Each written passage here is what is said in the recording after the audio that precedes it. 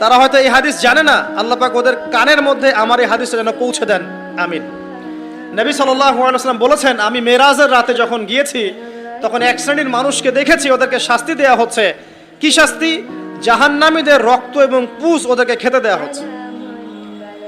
জিবরাইল আলাইহিস সালামকে জিজ্ঞাসা করা হলো যে এরা কারা? তিনি বললেন, এরা আপনার উম্মতের সেই সব ব্যক্তি যারা মাদকদ্রব্য সেবন করত। আল্লাহ রাব্বুল আলামিন তার হাবিবের মাধ্যমে জানিয়েছেন, যখন কোনো মুসলিম মাদক সেবন করে বা কোনো ব্যক্তি মাদক সেবন করে তখন 40 দিন তার নামাজ কবুল হয় না।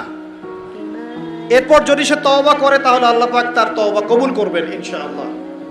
যদি সে আবারও মাদক খায় তওবা করার পর, আবার 40 দিন তার নামাজ কবুল হবে না।